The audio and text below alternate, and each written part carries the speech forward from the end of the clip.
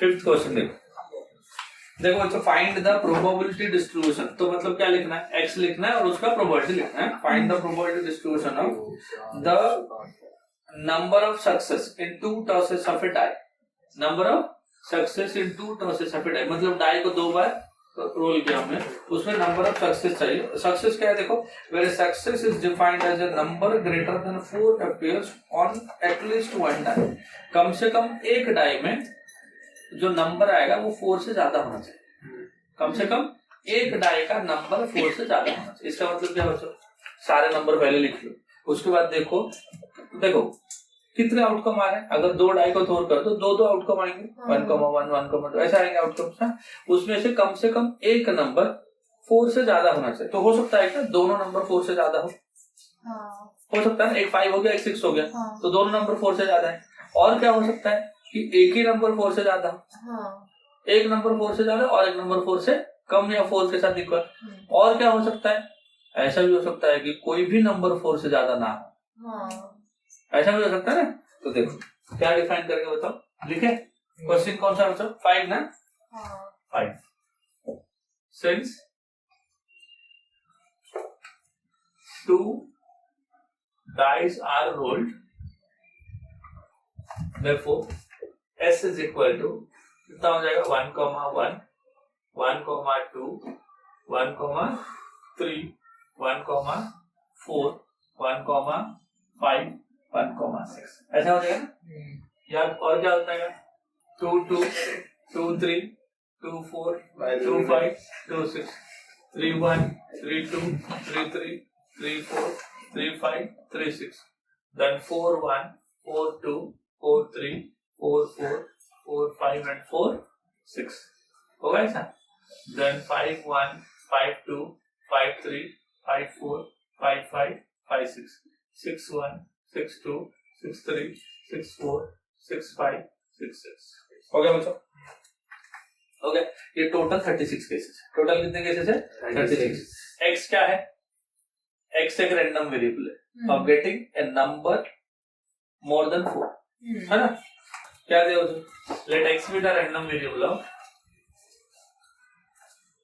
X be the random variable of getting a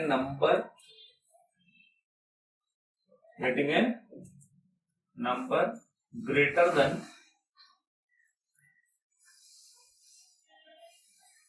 4 appears on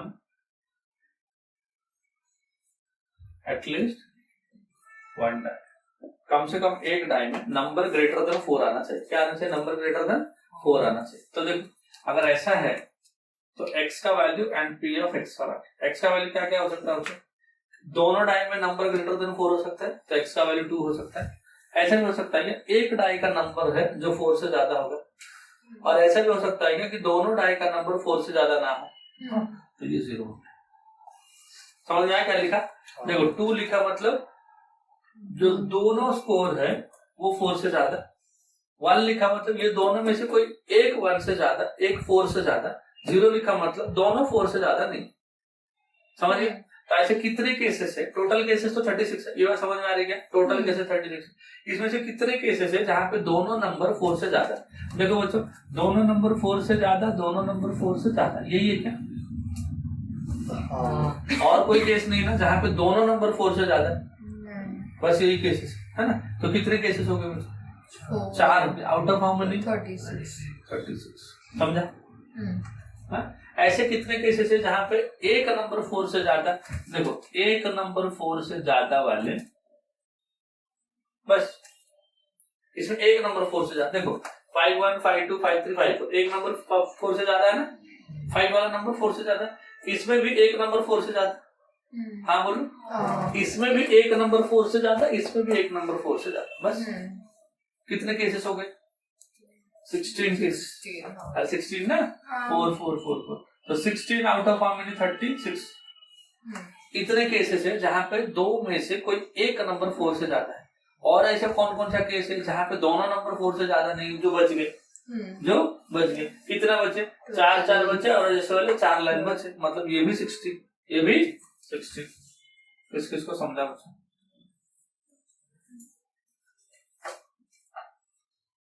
समझा? हाँ। हो गया? समझा बच्चों? ये थोड़ा इंग्लिश उसका समझना थोड़ा मुश्किल है। क्या बोलता है? Success is defined as a number greater than 4 appears on at least one die। कम से कम एक डाई में नंबर 4 से ज्यादा होना चाहिए। एक डाई में होगा मतलब दोनों में हो सकता है ना? तो पहले एक्स लाने का, पहले एक्स अगर समझ गए तो बाकी आसान है, एक्स समझना मुश्किल है। 4 से काट के दिया है, सही है ना? फिर 4 से काटा तो ये 4 2 और ये 4 9, 4 से काटा 4 4 4 9, 4 से काटा 1/9, बराबर है ना? मैं 36 इसलिए रख रहा हूँ कि ऊपर वाला ऐड करने को इजी पड़ेगा हम लोग को। अब देखो अगर कट कर दोगे तो वापस 36 करने के लिए ऊपर नीचे मल्टीप्लाई करना पड़ेगा। अब देखो 16 + 16 32, 32 + 4 36 अपन 36 1 हो गया। तो जल्दी समझ में आता है ना, है कि नहीं? सिंपलेस्ट फॉर्म में भी लिख सकते हो, ठीक है? बढ़े के आगे बोलो, सबको समझा?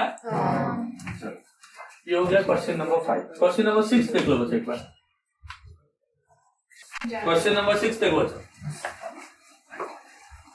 बढ़ू आगे। From a lot of 30 bulbs, from a lot of 30 bulb मतलब टोटल 30 बल्ब्स है, विच इंक्लूड 6 डिफेक्टिव। कितने डिफेक्टिव है बच्चों?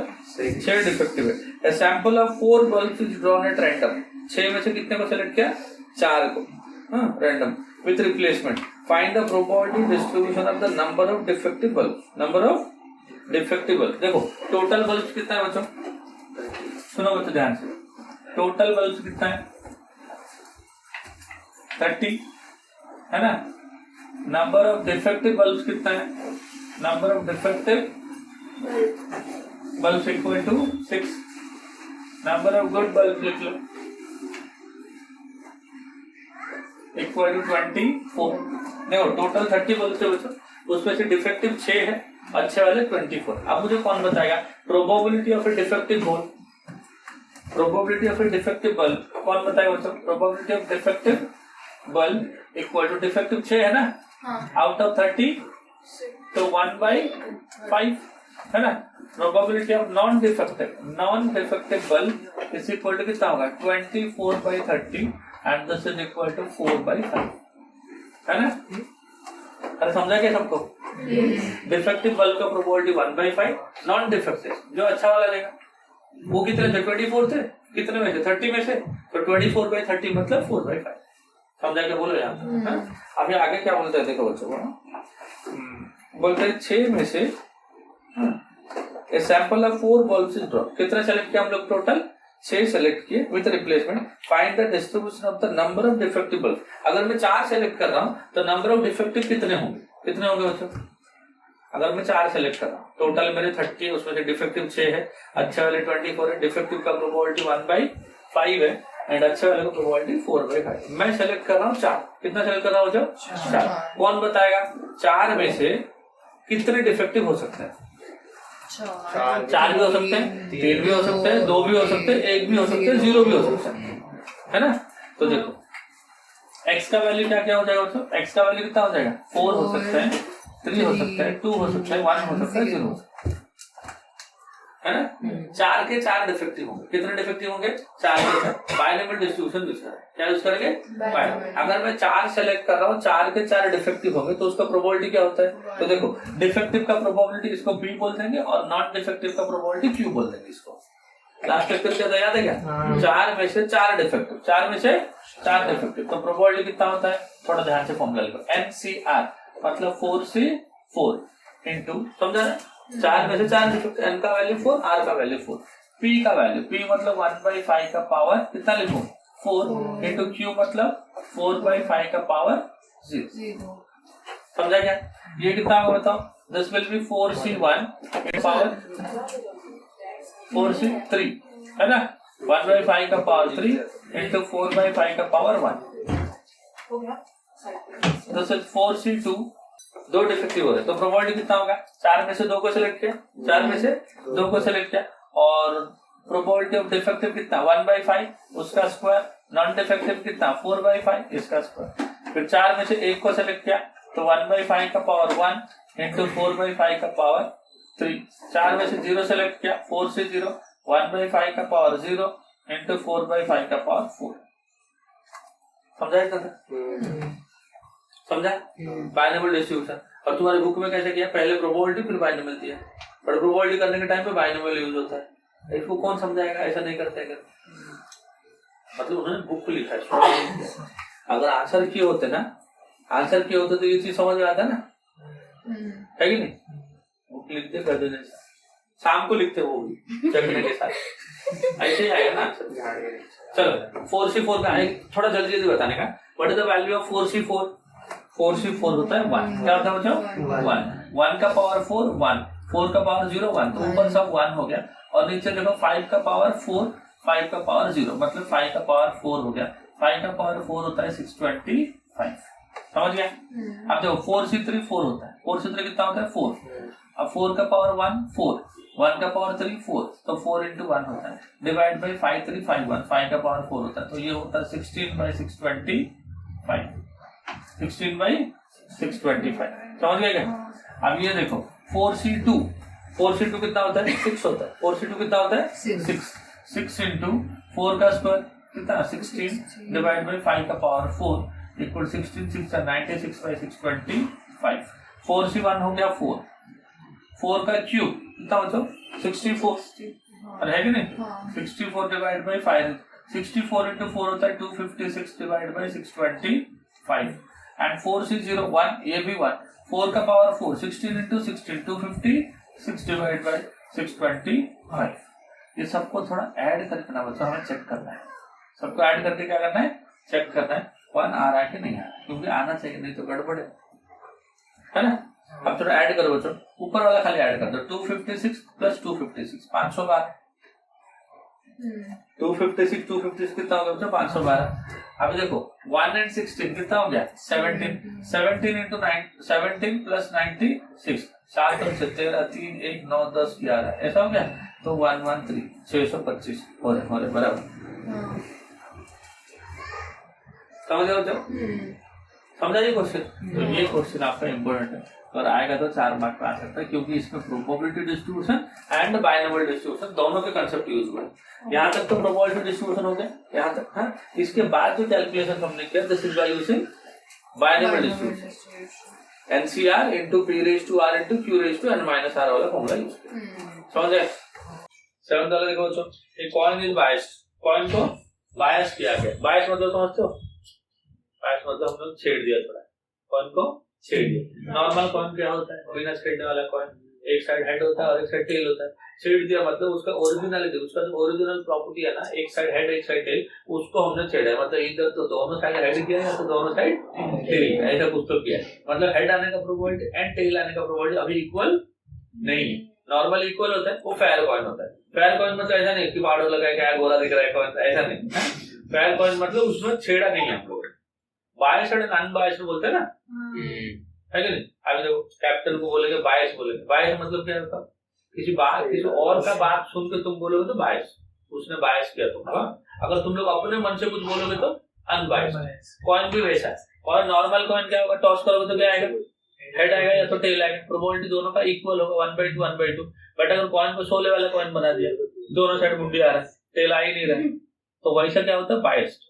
तो यहाँ पे कॉइन बायस्ड है।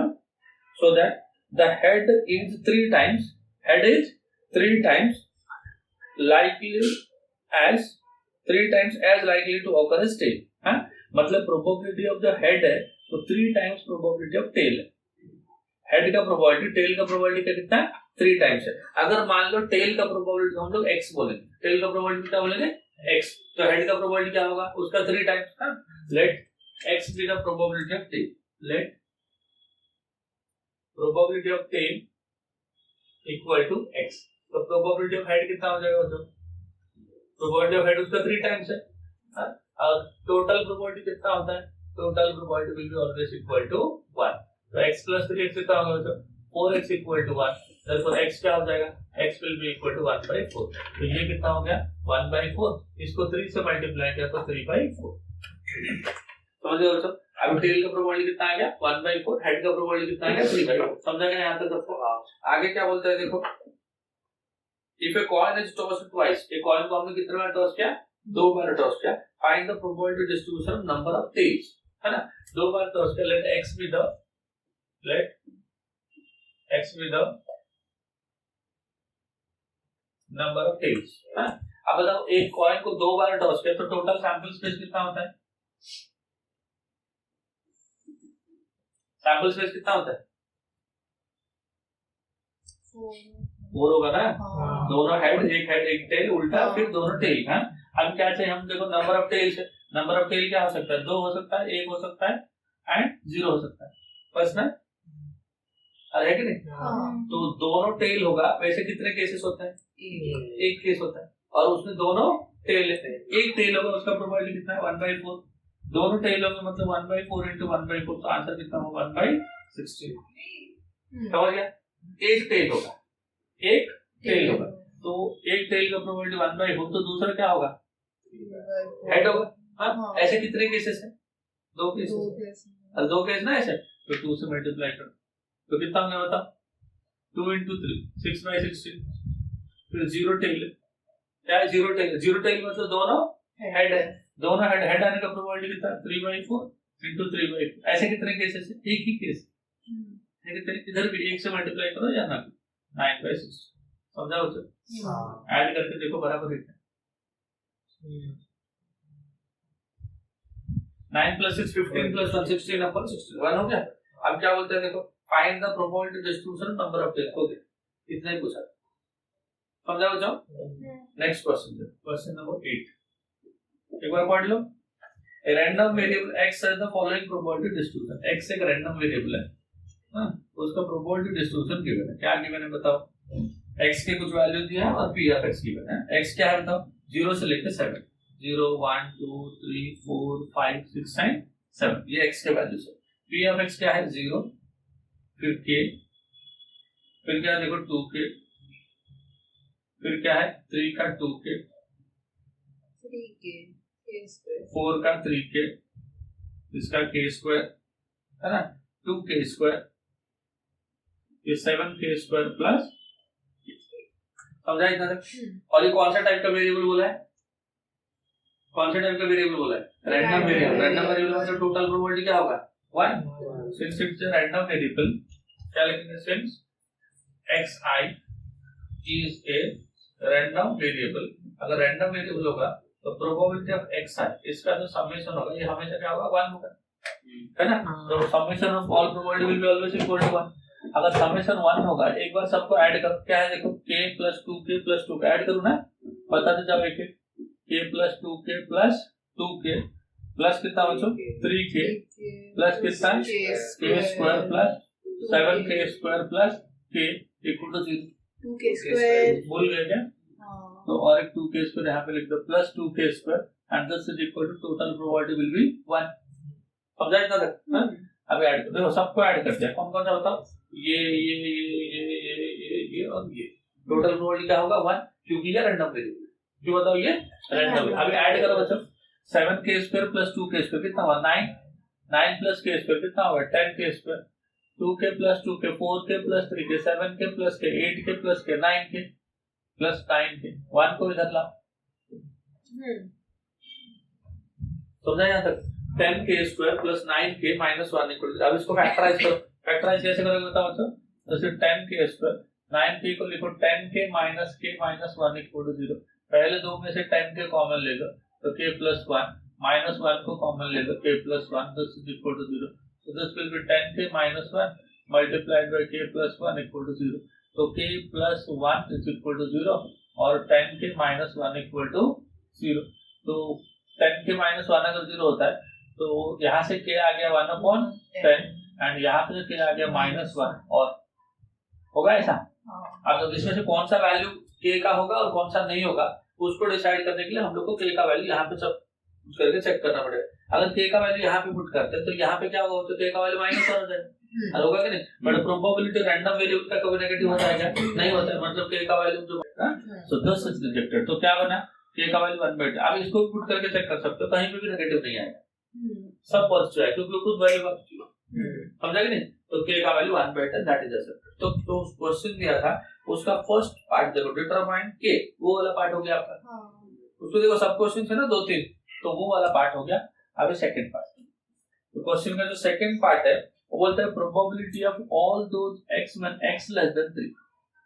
बोलता है ऐसे वैल्यू का प्रोबेबिलिटी निकालो जहां पे x का वैल्यू 3 से कम होगा। 3 से कम मतलब ये इसके आगे नहीं लेंगे हम, इवन इसको भी नहीं लेंगे।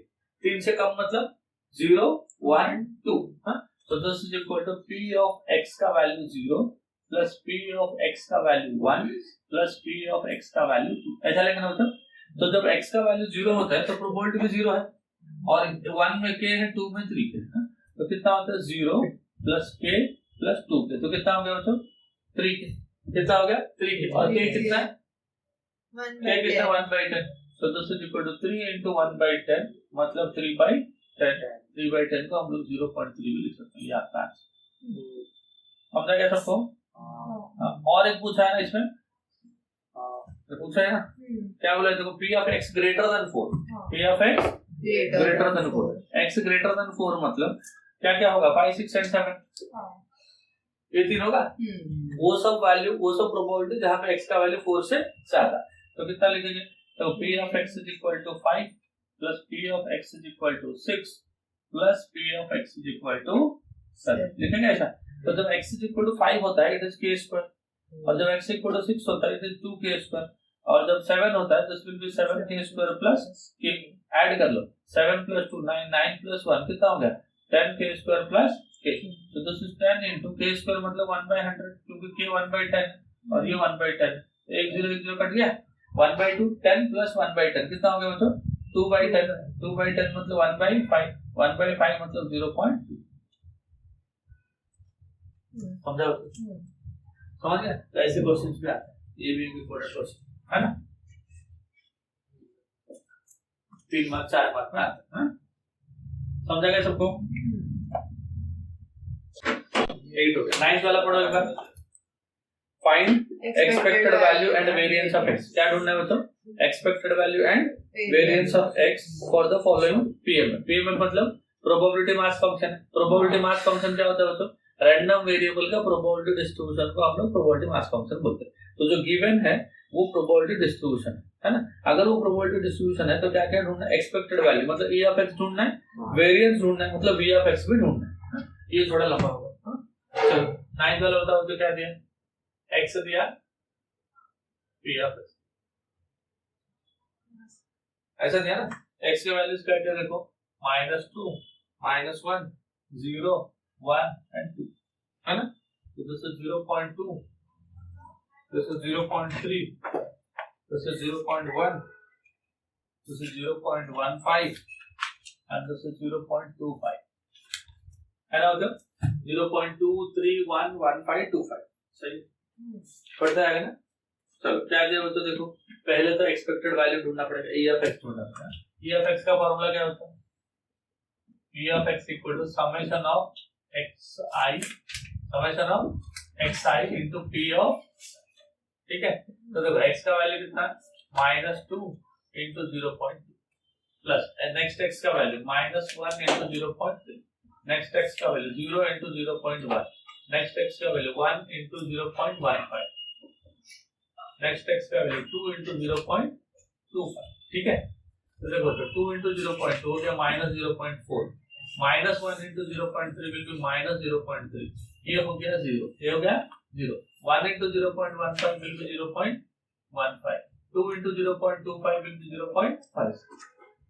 अब जब तो इतना था, हाँ अब एक बार बता दो कितना होगा। ये -0.7 हो गया और ये 0.65 हो गया, ये क्या हो गया 0.65, तो कितना हो गया -0.05, कितना हो गया मतलब -0.0। समझ गए क्या बोले? हाँ बोले हाँ। तो ये हो गया e ऑफ x, क्या हो गया तो ये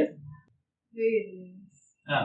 तो वेरिएंस के लिए मुझे e ऑफ x स्क्वायर चाहिए ना, तो e ऑफ x स्क्वायर के लिए क्या लिखेंगे मतलब समेशन ऑफ xi का square into p of x, summation of xi square. तो x को स्क्वायर करते हैं तो -2 का स्क्वायर इनटू 0.2 प्लस -1 का स्क्वायर इनटू 0.3 प्लस 0 का स्क्वायर इनटू 0.1 प्लस 1 का स्क्वायर इनटू 0.15 प्लस 2 का स्क्वायर इनटू 0.2। समझा क्या बच्चों? -2 का स्क्वायर हो गया 4, 4 into 0.2 कितना हो गया बच्चों 4 into 0.2 plus 1 into 0.3, next value 0, plus 1 into 0.15 plus 4 into 0.2. समझा बच्चों? 4 into 0.2 will be 0.8. हो गया? 1 into 0.3 will be 0.3. Next value 0. ये 0.15. 4 into 0.25. ये 1 है ना बच्चों? है ना? तो कितना होगा देखो 1 plus 0.8. कितना हुआ? 1.8. 1.8 plus 0.3. 2.1.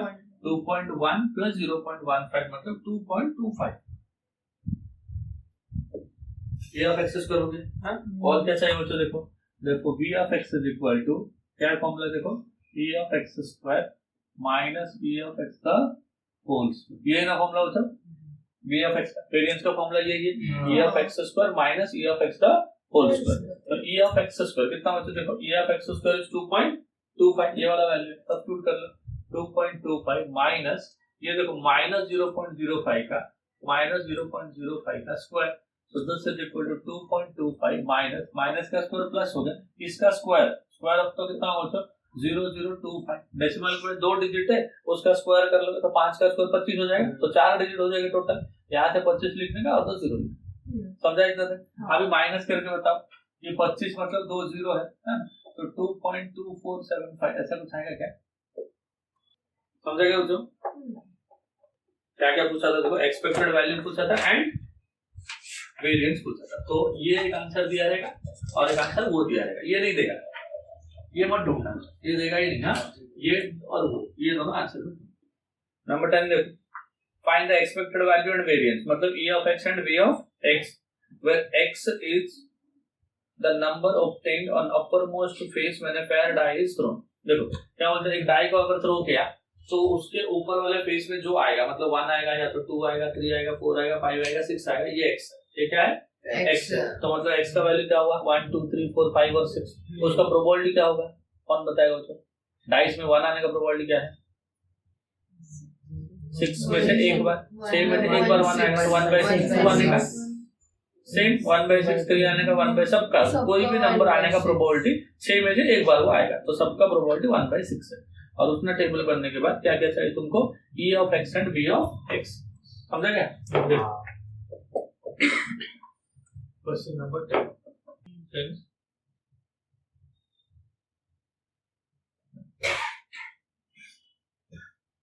Since I is thrown, x is the number obtained a dice is thrown.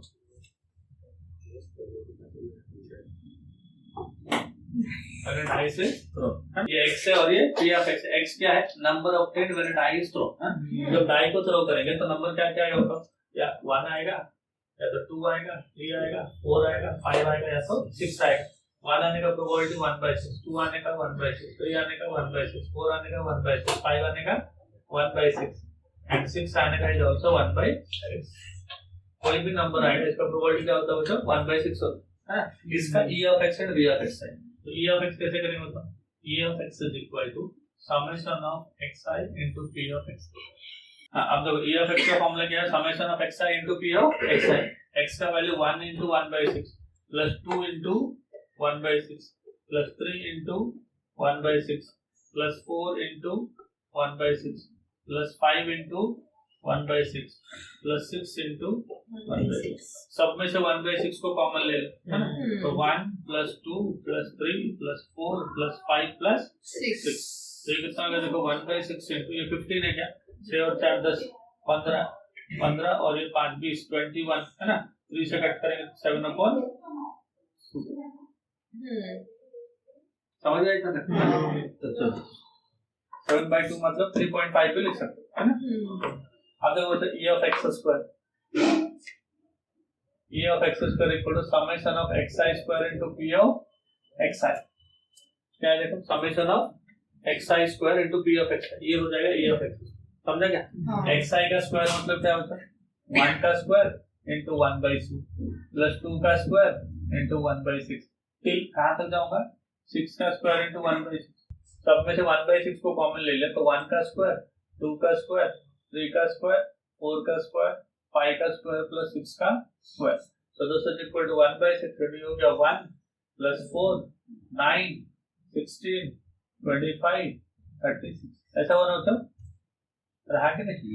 Add करो 9 + 4 कितना होता है 13, 13 + 1 हो गया 14, 14 + 16 हो गया 30, 30 + 25 will be 55, 55 + 36 91 divide by 6 अब क्या होता है?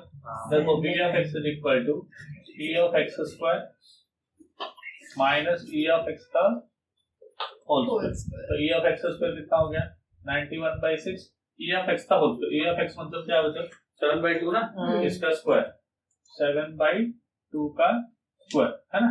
तो 91/6 को डेसिमल में कन्वर्ट कर देते हैं, तो इजी पड़ेगा ना.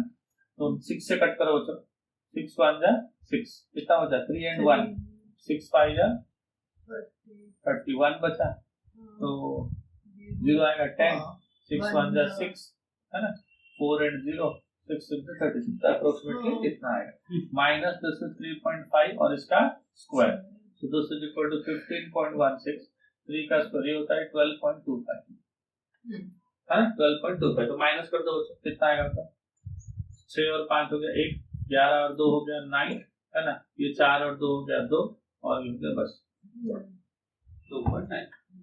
समझे? So this is how to get the value of e of x and v of x. समझा सबको? इजी चैप्टर है, बट ऐसे टाइप के सम्स आएंगे ना 4 मार्क के सम्स होते हैं, इसमें कैलकुलेशन थोड़ा ज्यादा होता है, ध्यान से करना है. और चैप्टर में कुछ मतलब ऐसा तोप नहीं है, ये दो ही फॉर्मूला है e of x का, e of x स्क्वायर का और v of x का. हां, तो वर्ड प्रॉब्लम दे दिया तो थोड़ा संभल के करना है. इधर टेबल में ऐसे अगर दे दिया, जैसे हम लोग को कौन कौन सा क्वेश्चन दिया था देखो 8 and 9 ये दे दिया तो फिर और आसान हो गया क्वेश्चन. अगर ऐसा वर्ड प्रॉब्लम के फॉर्म में दिया रहेगा तो पढ़ के x क्या है और उसका प्रोबेबिलिटी क्या है वो सब करना पड़ेगा. ठीक है, समझ गए सब? आज इतना रखते हैं, ठीक है, नेक्स्ट लेक्चर में बढ़ेंगे.